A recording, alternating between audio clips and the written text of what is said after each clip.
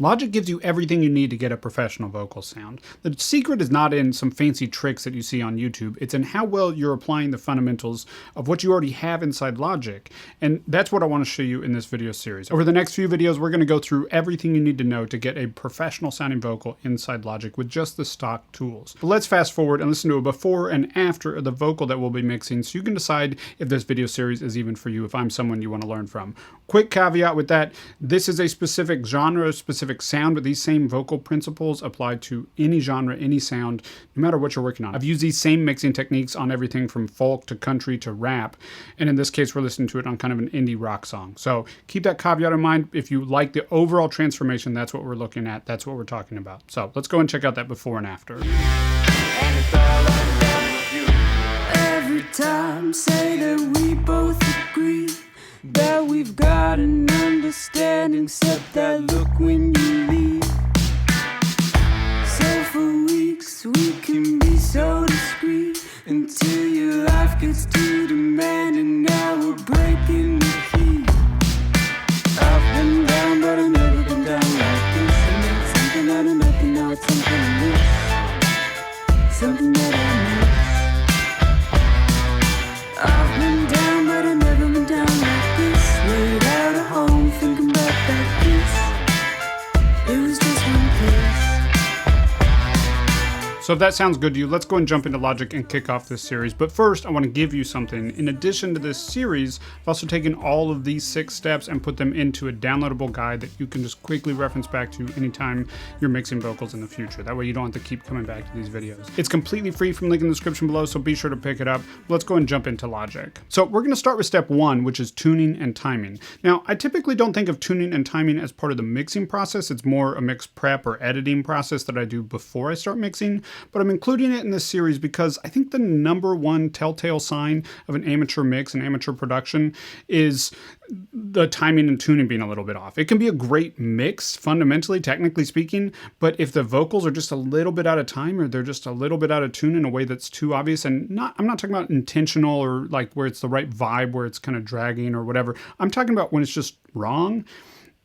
That's something that has to be fixed and can be fixed very easily, very simply inside Logic. Now, we're going to be using flex pitch for this. This is functionally going to be a flex pitch tutorial, but as opposed to other flex pitch tutorials that you may or may not have seen, where they're basically doing really big moves, it's really transforming the sound of the vocal, this is kind of going to be the opposite of that. This is going to be about how little can you do and how natural can it sound, and how minute details should you really be paying attention to get professional sounding results. So let's go and listen to what we have here. This is the song One Look by Broke Royals, same song as you heard in the intro. And this song was completely recorded, mixed, and mastered in home studios. These vocals were done in home studio. And our focus is going to be on the lead vocal and then the main left and right doubles that are trying to be as close to the lead vocal as possible. Now, we recorded multiple passes, comped together one lead vocal take, and then we recorded the doubles to that. So we tried to match them as close as we could in the recording phase. But now in the editing phase that we're technically in right now, we're going to try to tighten them up just a little bit with a little bit of vocal tuning and a little bit of timing using flex pitch. So let's go and listen to it in the context of the song, and then I'll solo it as well. I've been down, but I've never been down like this. And it's something out of nothing, now it's something I miss. Something that I miss. I've been down, but I've never been down like this. Laid out at home, thinking about that kiss. It was just one kiss. In the context, you might not pick up on all the little things, but as you start to process them and bring them forward in the mix, you'll just start to be pulled. You may have noticed there's little moments where the ears are slightly different pitch than the center vocal. There's moments where the timing is just a little bit off, so you might get pulled off to one ear or the other. With doubles in general, you want to get them as tight as you can to lead vocals, so they kind of just reinforce the lead vocal and disappear into the mix. So let's go and pull up flex time here on this lead vocal. I'm hitting E on my keyboard to bring up the editor window. And we just want to toggle on flex right here and then switch this to flex pitch. Now what you're seeing with flex pitch is all the individual notes that were sung. So it breaks it out for you automatically and you have full control over each individual note. You can really fine tune it to hit exactly where you intended for it to. Now with each of these, they break out the note for you. And if you want to break it out, if you think it's actually meant to be 2 notes instead of 1, like let's say this was supposed to be 2 notes, you could select your scissor tool here and split it into 2 notes and then treat them separately. But with each note that you have 6 points. So the top left is a pitch drift, or the drift into the note. The top right is a pitch drift out of the note. The center is the fine pitch, which is your cents. So not even semitones, but even smaller fraction of that. Again, to really fine tune it. And then the bottom left is gain. So the volume for that individual note or word or phrase. The center is vibrato. So essentially how extreme or how minor the vibrato is. This can start to be very obvious, so do be careful with adjusting the vibrato, but it can definitely get you out of a pinch if it was a little bit too much. And then the bottom right is format, and this is more for like changing the overall tone. This is kind of more of an effect in my opinion experience. So if you listen here, I've format shifted this entire phrase. I've been down, but I never been down like this, laid out. It's pretty cool, but I don't think I'd ever use that in just a standard tuning scenario. Okay, and then the last thing is over here, the scale quantize. I highly recommend you set this to the key of your song. So in this case, we're in A minor. That way it will snap the notes to the notes in the key of the song and not ever put them out of the key of the song. Kind of helpful. Okay, now with this, the first and foremost thing that you need to do anytime you're tuning vocals is listen in the context of the mix and determine if it even needs to be tuned. If you're totally happy with how it sounds, it's okay if it looks a little weird.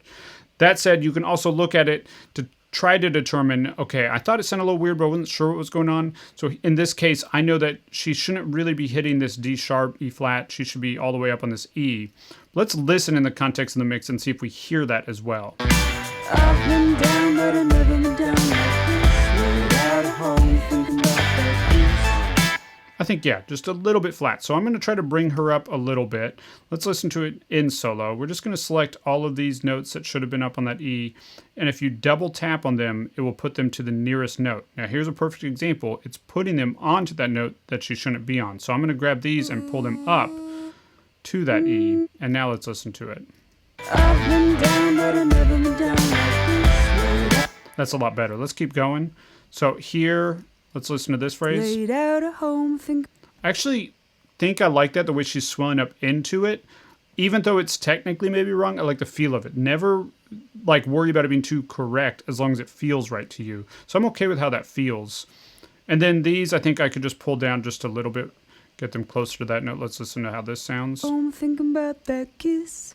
Let's listen in the context of the mix. Home, thinking about that kiss. I'm also going to shift this one up just a little bit. That sounds good to me. Now, there's one thing I want to point out when we're listening in solo, and it's kind of this artifacty thing that I hear a little bit on S's, specifically with flex pitch. Notice it with this S here. Thinking about that kiss. It's not massive. It just sounds a little bit processed. Over time, I found it on more and more vocals. So on my lead vocal, I've recently started using Melodyne by Salamoni. I'll link to it down below. And I think that just doesn't have the same kind of artifactiness on the S's. That said, I've released plenty of songs that I tuned with flex pitch, and I still use flex pitch for all my backing vocals because it's much easier to really dial things in with it. Okay, let's go ahead, now that we've tuned that main line, let's go ahead and look at how we would adjust the tuning and timing of the double to that lead line. Now, quick note, you can also adjust the timing within flex pitch. So if you really wanted this line to be right there, like you really wanted to make sure that she hit this exact phrase right on this bar right here, Out at home, thinking about that kiss. which is technically right and totally fine to adjust, then you could make that adjustment right here in flex pitch.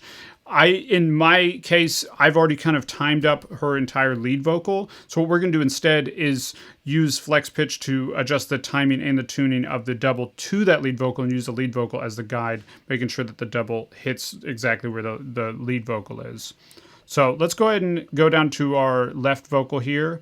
We'll go ahead and switch up to flex pitch. And right off the bat, I'm pretty sure, yeah, our lead vocal comes in right on that E, whereas this left ear is gliding up into it. So let's go and pull this left ear so it starts right on that E. And let's go and pull all these notes up to that E as well. And see, again, double tapping and puts them to the nearest note, but now I need to pull it to the nearest note in the key. And let's pull up these just a little bit too, because I know these were on that D. Don't say anything in the comments. I've been down, but I never been down like this, laid. So it starts to get a little weird at the end, right around here. If we look at our lead vocal by selecting our lead vocal track, you can see we're up on that D, whereas this vocal is, yeah, just a little bit flat. So we're going to pull that up and pull this up as well. Let's look at where it's landing. Yeah, that's pretty much all the way up on the D. Down like this, laid out a hole. This should be better. Coming down like this, laid. A little bit flat, and actually, I think timing-wise, we might need to adjust this just a little bit. So just listen through, make the adjustments to get things tighter, but also listen for anything that grabs your ear as just being a little bit off. So yeah, this one is a semitone low, so we're going to shift that up. Like this, laid out. And then I think that this is a little bit late, and I think it's a little bit flat. We're probably on the E on the lead vocal. Let's look on the lead vocal. Yeah, it's up on that E. So I'm just going to drag this up to the E. And I'm also, if you see my cursor is set at the start of this word on this vocal, on the lead vocal, and I'm later with this. So I'm going to drag this back. Down like this, laid out at home, thinking about that kiss. So mostly okay through that second half of the phrase, but there starts to be a little bit of pitch stuff. Laid out at home, thinking about that home. We can see the lead vocal here starts right around there. Ours is a little bit later. So I want to go down to the lead vocal, or the double here, and shift it just a little bit back. And then also double check pitches. Yeah, we want to have both of those right on the D. Let's listen to that. home, out at home, thinking about that kiss. A little bit with that, about that. What's going on with this second word here? Yeah, so this needs to be, so I'm going to split this with the scissors, and then I'm going to pull this up. And then I think, yeah, this last word here is a little bit early, so we're just going to shift that a little bit late, so now those timings are perfectly aligned. And then this word here needs to shift back just a little bit and come up a semitone. All right, let's listen to that. Out at home, thinking about that kiss. It was just.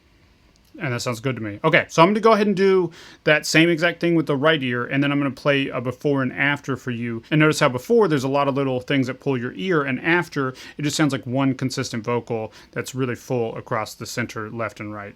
All those lies I told myself, or the eyes of someone else. No, they never really held. All those lies I told myself, or the eyes of someone else. No, they never really held. I've been down, but I never been down like this. Laid out at home, thinking about that kiss. I've been down, but I never been down like this. Laid out at home, thinking about that kiss. So it's a subtle difference, but this is the kind of thing that gets you from an amateur mix up to a professional mix. It's all these little subtle improvements in the recording phase, in the editing phase, in the mixing phase that lead up to having a professional sounding final result. Now, there are some tools from Synchroarts like Vocalign that does all the timing adjustments for you. And I think they have one that also does the pitch adjustments, which are kind of crazy, that are big time savers. But with that big time saving comes a high price tag. So they're definitely not free, but I will link to them down in the description below if you're interested in something like that. I will say I haven't actually been using Vocalign, but I know that I did for years and it saved me hours in more or less every song that I produce, so I should probably go back to it if I'm being honest. I just need to get a new version of it. Anyway, definitely check it out in the description below if you're looking for something to speed up your workflow. And just because I know people are going to ask, the vocals here were recorded with the Slate ML1, I think it is, their modeling microphone. And it's a great microphone, and it's cool because we can have a different microphone for the lead vocal and all the backing vocals that really suit the individual parts, but also give a little bit of separation. So in the mix, they all feel better without doing any real processing.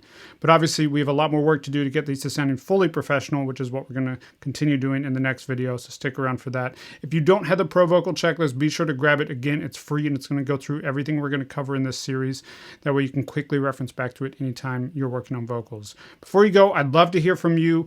Have you been taking this kind of approach with your vocals? Let me know down in the comments. If this video was helpful, be sure to like, comment, subscribe, and I'll see you next week with another video.